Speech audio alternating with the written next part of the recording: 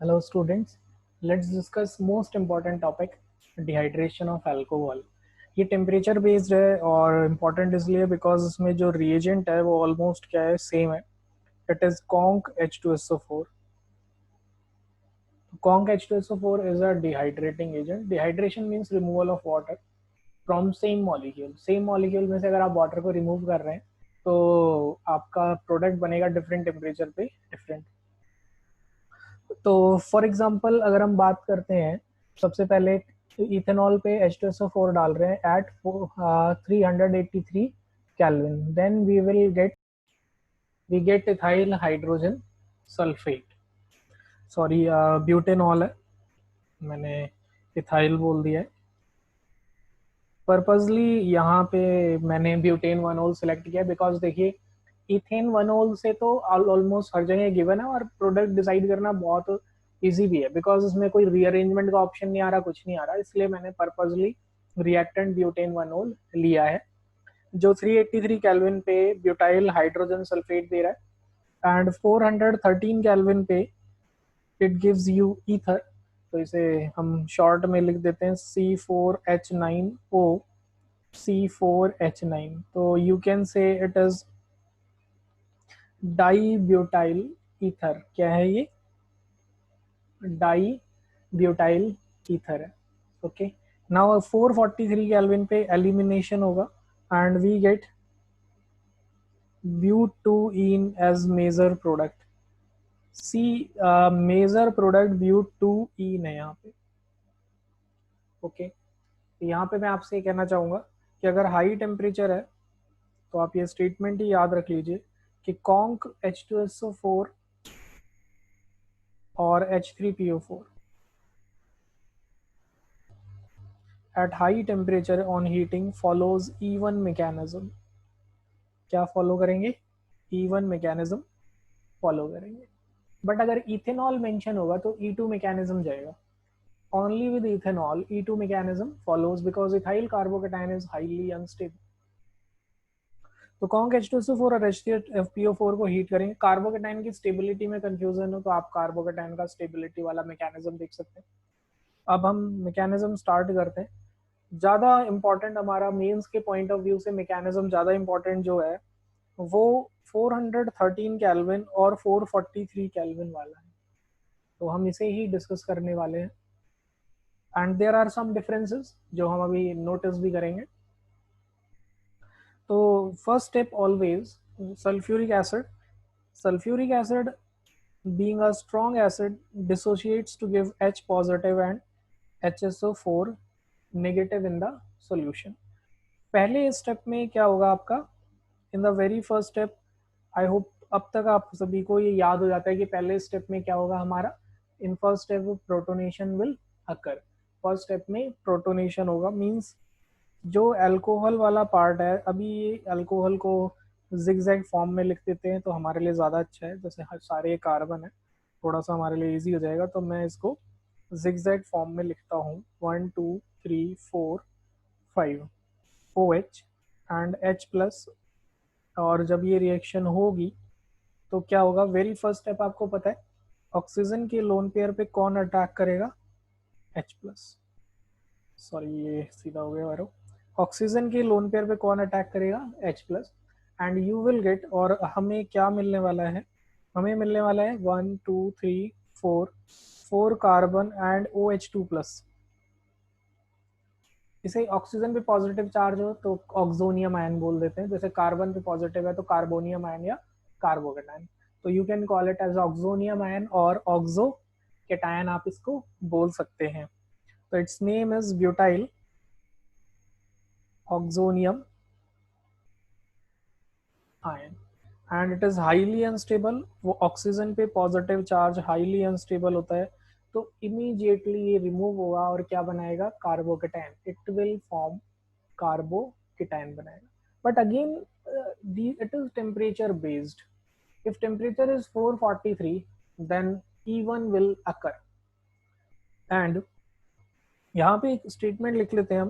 Eight 413 kelvin, अगर conditions में थोड़ा चेंज है, at 413 kelvin in excess of alcohol Excess of alcohol means excess of butane 1-ol.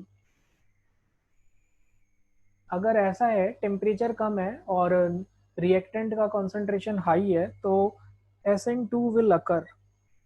कौन सा मैकेनिज्म होगा? SN2. SN2 will occur. SN2 mechanism में क्या होगा? SN2 will occur and we can say itself butane 1-ol act as a nucleophile. जो butane 1-ol है वो कैसे एक्ट करेगा? एज अ न्यूक्लियोफाइल एक्ट करेगा. ऑक्सीजन पे न्यूक्लियोफाइल क्या होता है? जिन पे लोन पेयर होता है अवेलेबल फॉर डोनेशन. तो जस्ट ट्राई करते हैं हम इसको मैकेनिज्म को समझने का कि यहाँ पे क्या हुआ हमारा. ये ब्यूटेन 1-ol है, ऑक्सीजन पे 2 लोन पेयर है.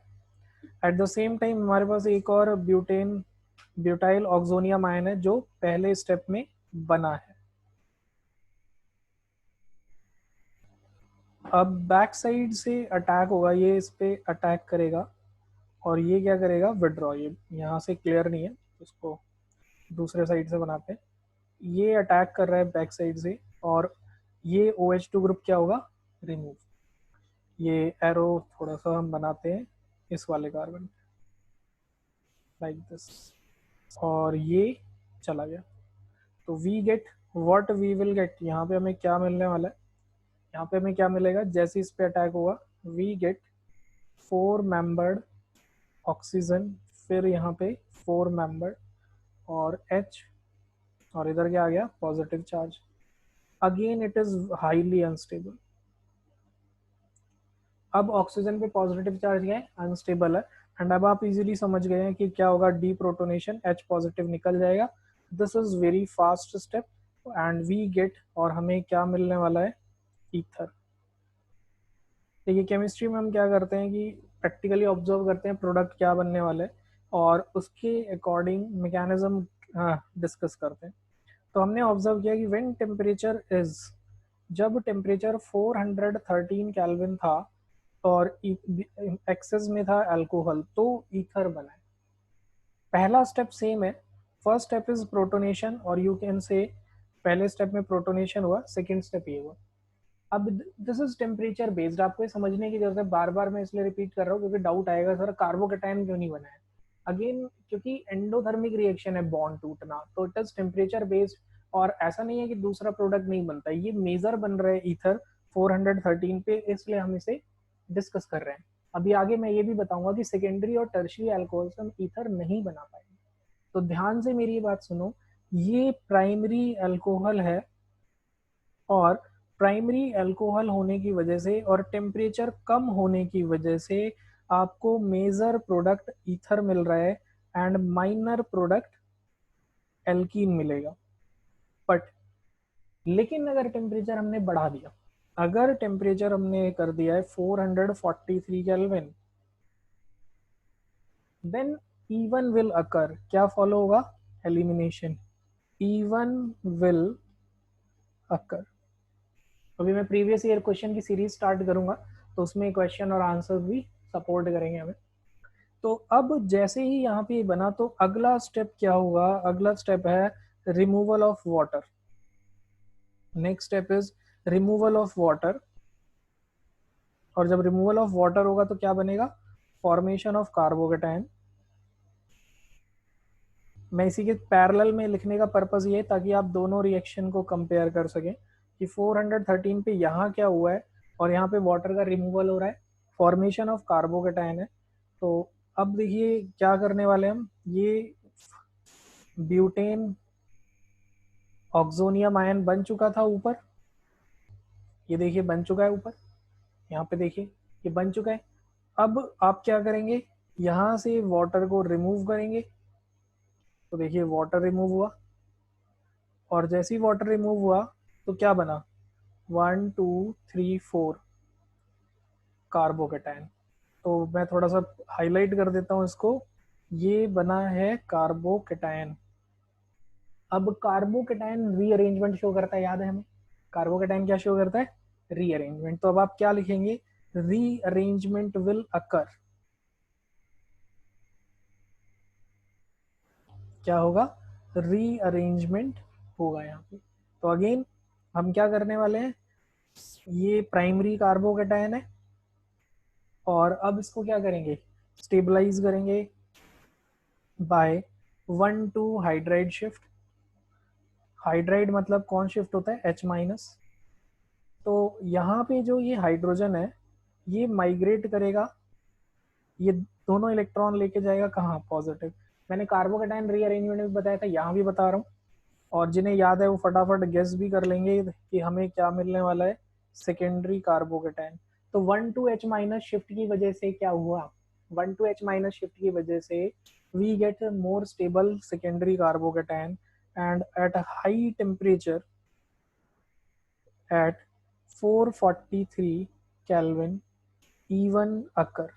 मैकेनिज्म कौन सा होगा, E1। नाउ अब सिंपली, अभी मैं आपको E1 E2 डिटेल में नहीं समझा रहा हूँ, तो जस्ट यही बताना चाह रहा हूँ कि E1 में क्या होता है, कार्बोकेटाइन और रीअरेंजमेंट होगा और यहाँ से जो हाइड्रोजन है उसको बेस ले जाएगा और वो बेस कौन है, वाटर। तो वाटर क्या करने वाला है, H पॉजिटिव को ले जाने वाला है। तो इसको कौन ले गया, वाटर। और इसने अपने दोनों इलेक्ट्रॉन कहाँ शिफ्ट किए, इधर। आपको फाइनल प्रोडक्ट क्या मिला, ब्यूटीन। ठीक है, तो you will get both butene, क्योंकि कार्बोकेटाइन है तो हाइड्रोजन कहीं से भी जा सकता है, तो you will get cis as well as trans. तो that is your final product. यहाँ पे हमारा एलिमिनेशन हुआ है, तो जस्ट आप इसे कंपेयर करिए, इस चीज़ को समझिए कि why we are observing this behaviour, इसको हम क्यों ऑब्जर्व कर रहे हैं। तो this is our E1 and E2, sorry E1 mechanism. E2 कब फॉलो होगा, जब इथेनॉल हो, बिकॉज वो कार्बोकेटाइन हाईली अनस्टेबल है। तो आपको बस ये ध्यान रखना है, यहाँ पे टेम्परेचर 443 केल्विन है, मैकेनिज्म E1 है, फाइनल प्रोडक्ट ब्यूटीन है। क्वेश्चन बहुत प्रीवियस ईयर में रिपीट हुआ है। तो this is our dehydration of alcohol. और अगर 383 केल्विन टेम्परेचर होता है तो we get butyl hydrogen sulphate. Temperature is so low, simply ionic combination हो जाते हैं, you can say ion exchange हो जाता है। नाउ टिल हेयर हमने डिहाइड्रेशन स्टडी कर लिया है, तो अब इसके कुछ ड्रॉबैक्स डिस्कस करते हैं। जैसे मैंने अभी बोला था 413 केल्विन, तो ध्यान से सुनो। अब अगर आपको ये गिवन है कि 413 केल्विन मेंशन है, तो it is an NCERT question. Even आपके एग्जाम में भी पूछ सकते हैं कि वी हैव ब्यूटेन 2 ओल, हमारे पास ब्यूटेन 2 ओल है, और we have tertiary butyl alcohol, या हमारे पास टर्शरी ब्यूटाइल अल्कोहल है। अगेन देखिए, क्वेश्चन दो तरीके से आ सकता है, right possible products, multiple choice में आ सकता है, राइट पॉसिबल प्रोडक्ट्स मेंस में बहुत ज़्यादा पूछा जाता है, और नीट में तो डायरेक्ट मेजर प्रोडक्ट ही पूछते हैं, उसमें ज़्यादा घुमाना नहीं है। तो राइट पॉसिबल प्रोडक्ट्स में आप दो प्रोडक्ट बनाएंगे, एक होगा एल्कीन और एक होगा ईथर। तो एक तो हमारा ईथर बन गया और एक क्या बन गया, हमारा एल्कीन बन गया।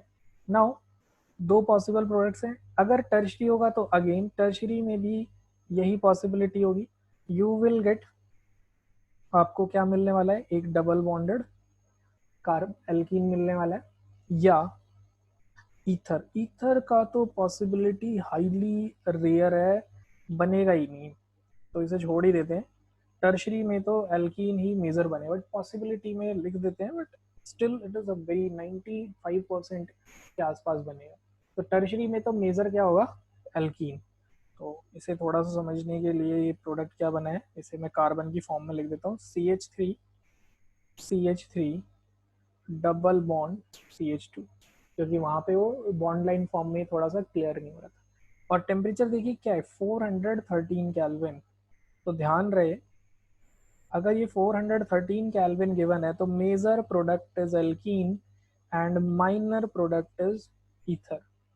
इसी पे बेस्ड एनसीईआरटी में क्वेश्चन है, जिसे मैं स्टेटमेंट की फॉर्म में लिख देता हूँ, secondary and tertiary alcohol do not form ether, या it is difficult to prepare ether from secondary and tertiary alcohol. Why? Because they favor elimination at higher temperature. Primary alcohol से बनने वाला alkene unstable होता है, लेकिन secondary alcohol और tertiary alcohol से बनने वाला एल्कीन हाईली स्टेबल होता है because of higher number of hyperconjugation structures, क्योंकि हाइपर कॉन्जुगेशन स्ट्रक्चर्स क्या होते हैं, ज़्यादा होते हैं, इसलिए वो ज़्यादा स्टेबल होता है। Again it's a part of stability of alkene, but यहाँ पे हम ज़्यादा डेप्थ में नहीं जाते हुए इतना याद रखते हैं सेकेंडरी एंड टर्शरी से हमारा एल्कीन ही बनेगा, ईथर बनने वाला नहीं है। तो अब मैं आपको बोलूँगा कि आप इसको ध्यान रखिए। इस पे बेस्ड एक आपका प्रीवियस ईयर क्वेश्चंस भी कर लेते हैं इस पे बेस्ड। तो this question is again very important, और मैं आपको बोलूँगा कि इस पे बेस्ड जो भी क्वेश्चंस आते हैं उन्हें बिल्कुल भी इग्नोर नहीं करिए। जैसे यहाँ पे मान लेते हैं ये OH आया और एरो पे हमने डाल दिया है वही conc H2SO4, temperature is 443 kelvin. तो 443 केल्विन है तो क्या बनेगा, आप देखिए कार्बोकेटायन फॉर्म होगा, OH चला जाएगा। अब मैकेनिज्म बार बार लिखने की जरूरत नहीं है, OH2 प्लस बनेगा और ये चला जाएगा तो इधर क्या बनेगा, कार्बोकेटायन बनेगा। तो इसको मिटा देता हूँ मैं ताकि आपको एक ही जगह समझ आ जाए कहाँ कार्बोकेटाइन बनेगा। कार्बोकेटाइन जैसे ही बनता है हम क्या करते हैं, रीअरेंजमेंट। क्या करेंगे, रीअरेंजमेंट करेंगे। रीअरेंजमेंट के लिए ये जो हाइड्रोजन है ये शिफ्ट हो जाएगा और आपको जो इंटरमीडिएट मिलेगा वो कुछ इस तरीके का मिलेगा। ये इंटरमीडिएट हो गया। अब यहाँ से आप एलिमिनेशन करके दो एल्कीन बना सकते हैं और obviously your major product is according to the, जो मेजर प्रोडक्ट है वो किसके अकॉर्डिंग होगा, स्टेबिलिटी ऑफ एल्कीन के अकॉर्डिंग। एक ये प्रोडक्ट है और एक ये। अब मैं आपसे पूछता हूँ कि कौन ज़्यादा स्टेबल है, कौन ज़्यादा स्टेबल प्रोडक्ट है। तो आपको समझ आ रहा है यहाँ पे अगर हम काउंट करें तो अल्फा हाइड्रोजन कितने हैं, 3+2+2, दिस स्ट्रक्चर है 7 अल्फा हाइड्रोजन, और यहाँ पे अल्फा हाइड्रोजन कितने, 4। तो डेफिनेटली ये मेजर प्रोडक्ट होने वाला है। तो ऐसा कोई भी क्वेश्चन आता है आप ट्राई करिए इजीली उसे समझने का या उससे अटेम्प्ट करने का ट्राई करिए। तो इन दिस वे आपको समझ आया elimination. It is again very important concept क्योंकि इसमें कार्बोकेटाइन है, रीअरेंजमेंट है। तो मैं आपको ये बोलूँगा कि ये E1 का पार्ट है एलिमिनेशन रिएक्शन का। इसको आप रिएक्शन लर्न करिए और ये एग्जांपल लर्न करिए, ये डिफरेंस याद रखिए बिकॉज यही कंफ्यूजन क्रिएट करता है। एंड प्रैक्टिस करिए, कोई डाउट है तो you can comment. Thank you.